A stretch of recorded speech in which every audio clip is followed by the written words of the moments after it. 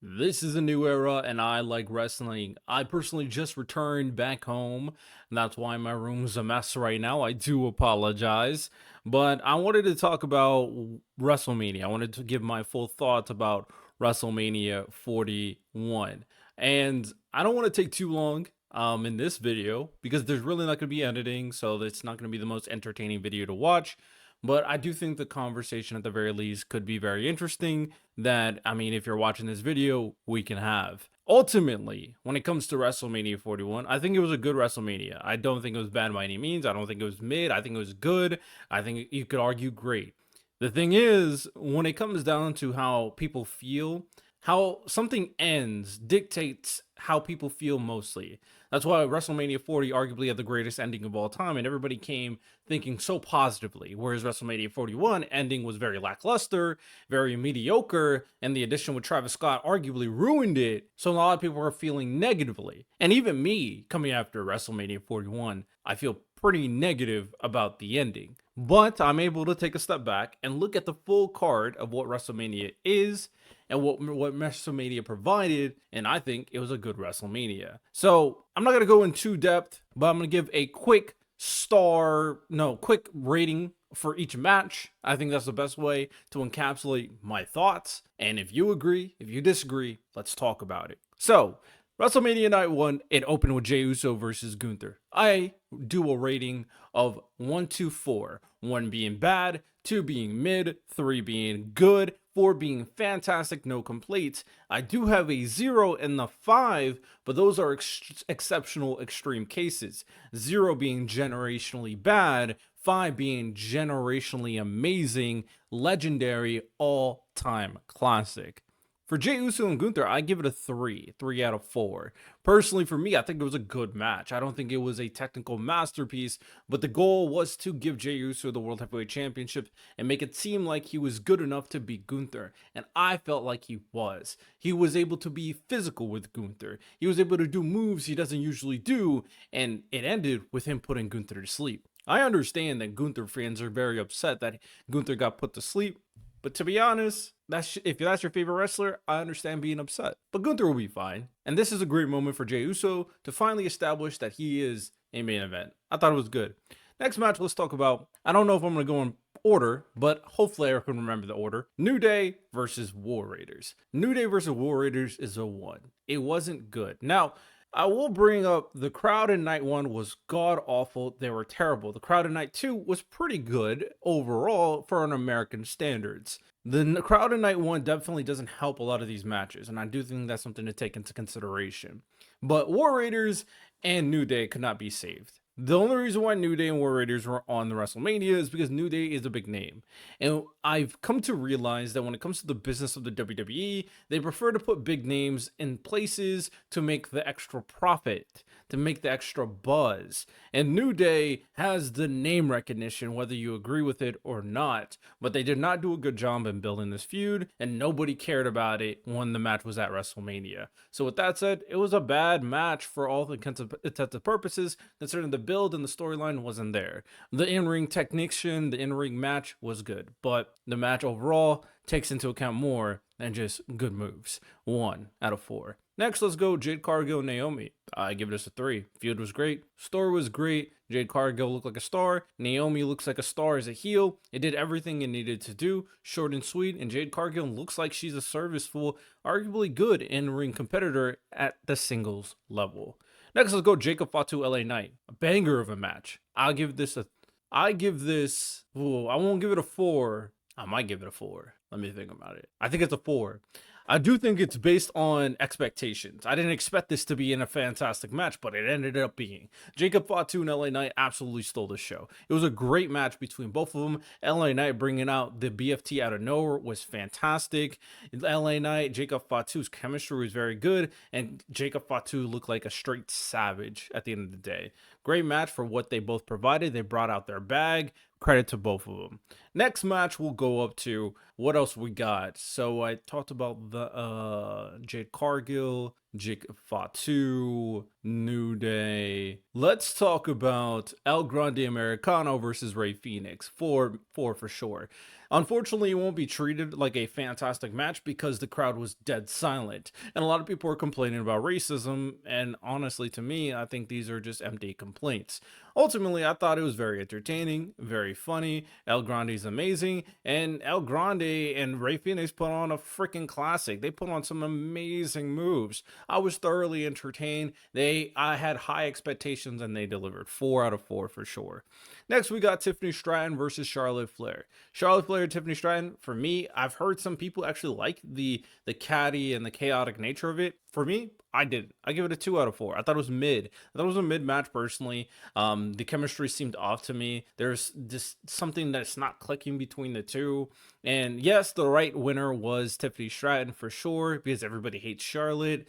But for me, moving forward, I'm good off the Tiffany Stratton and Charlotte feud. They just don't like each other.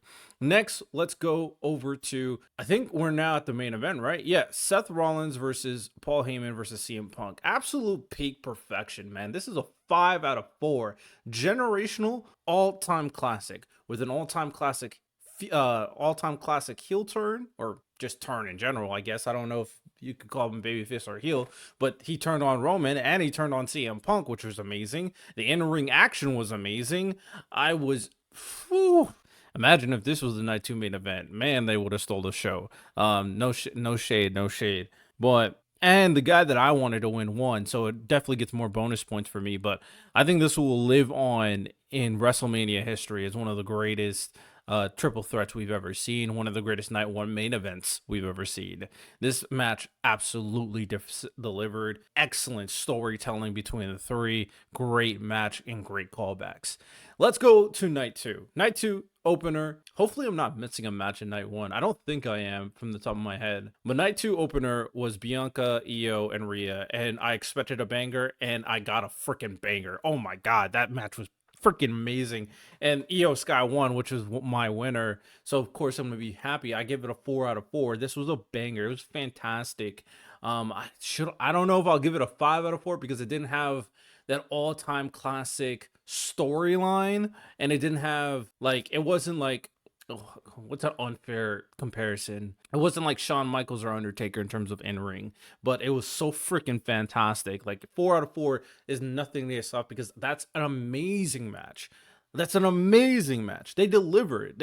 You could argue that they should have main event night 2. I'm not going to be nasty because I think John Cena and Cody Rhodes are a main event.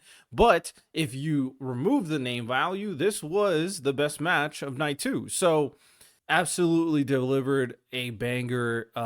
Great moves, great chemistry, and then the ending with Io Sky using the moonsault on Bianca. Great stuff out there. Next, Damian Priest, Drew McIntyre, another banger. Absolute filthy ending sequence. I give this a 4 out of 4. Street fight. They delivered the brutality. And Drew McIntyre throwing Damian Priest on those 2 tables and then claymoring him into the chair. Oh my goodness, that's how you destroy someone. That's how you annihilate someone. That's a 4 out of 4 for me. Next, let's go over to the Intercontinental Championship Fatal 4-Way match. Now, the Fatal 4-Way match was fantastic. Oh my goodness, and Dirty Dom is becoming so over. He's becoming the next Eddie Guerrero in front of our eyes, but all 4 of these men delivered in what they provided. Penta, Braun, and unfortunately Finn was there to take the pin. Now there's an amazing storyline between Finn and Braun moving forward. You can push Penta in the mid card at any point, and Braun Breaker, I think at this point he might be main event ready. So great job over there. Great. Oh, 4 out of 4, by the way. Amazing match. Next, let's go over to, I believe it was AJ Styles versus, no, Randy Orton, mystery opponent, Joe Hendry. Oh my God. Joe Hendry showing up at WrestleMania. And mind you, if you're not watching TNA, Joe Hendry has a world title match not too long after this. So he's going to have to defend his title either, I think, this week sometime. So Joe Hendry fought Randy Orton. Yes, it was short, but the moments, the crowd control. Sometimes it's not about the in-ring. Sometimes it's what it makes you feel. And Joe Hendry being on WrestleMania made everybody feel happy. I wasn't expecting a classic. I was expecting Rusev. Some people were expecting Nick Aldis. the fact that it was Joe Hendry so much of a big moment. This is a 4 out of 4. Now that might be unfair because the match itself was short. It wasn't a masterpiece. There was no story. But it's Joe Hendry, who's the world championship on a different show, showing up at WrestleMania. 4 out of 4. Fantastic. No complaints. I didn't want anything else but what I got. Next, let's go to Logan Paul versus AJ Styles. This is a wait and see for me. Overall, I'm gonna give it a 3 out of 4. I think it still was a good match. It's just like Logan Paul beating AJ kind of felt weird to me.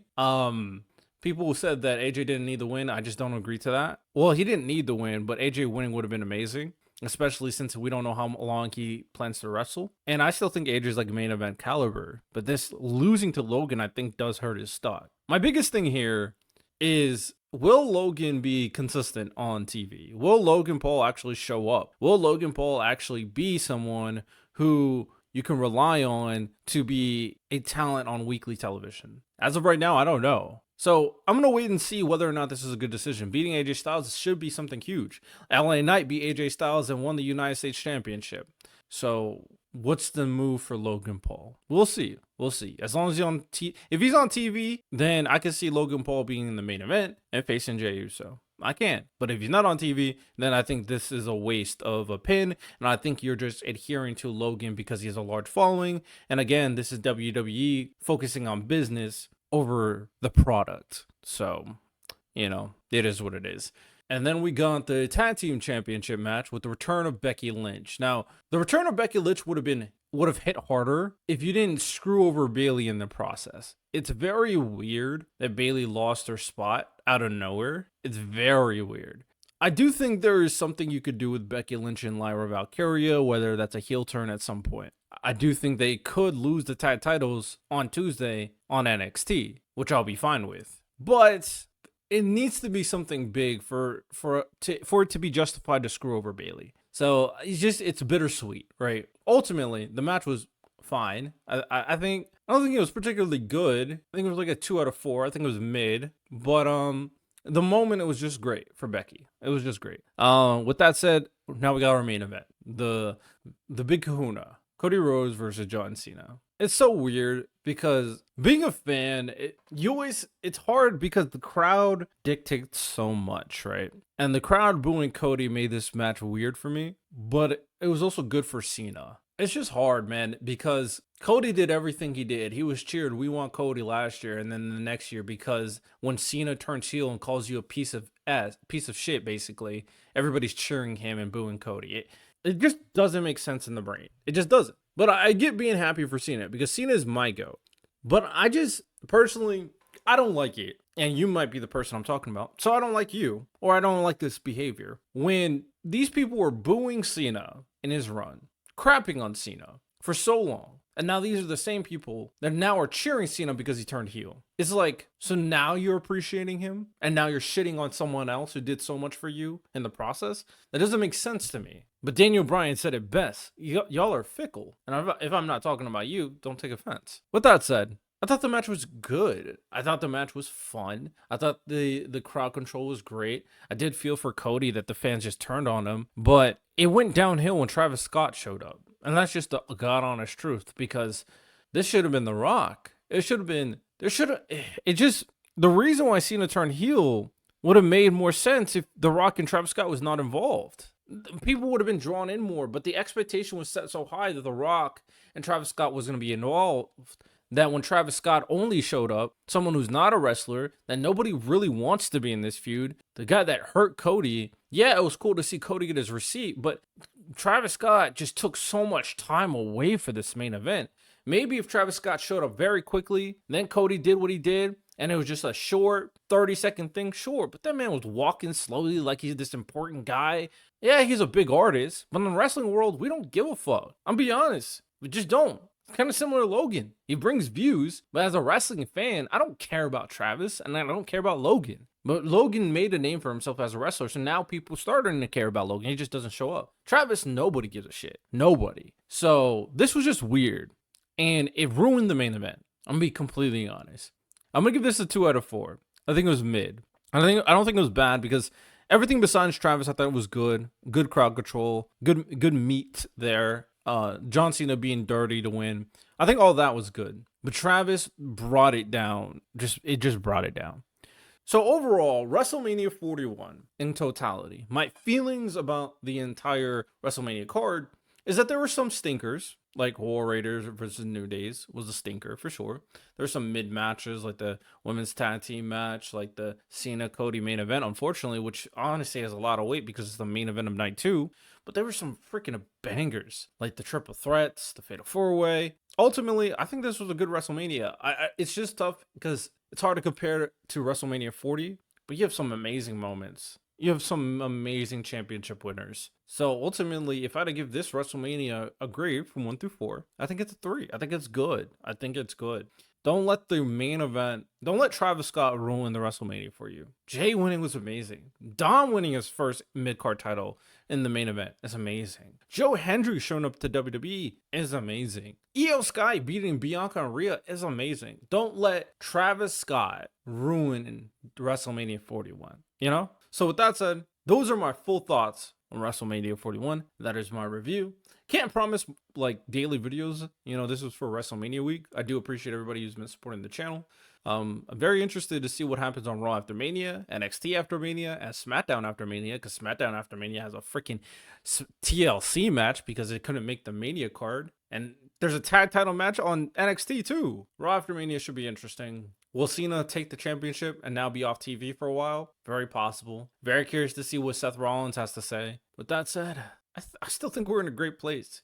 We're just going to be in a very awkward situation with the WWE Championship for a while. Other than that, all the other divisions should be in a good place moving forward. Hopefully we put those women's tag titles in NXT so we could focus on the women's mid card finally. Hopefully we could start doing that. So with that said, hope you guys enjoyed. You have a good one. Take care. Peace.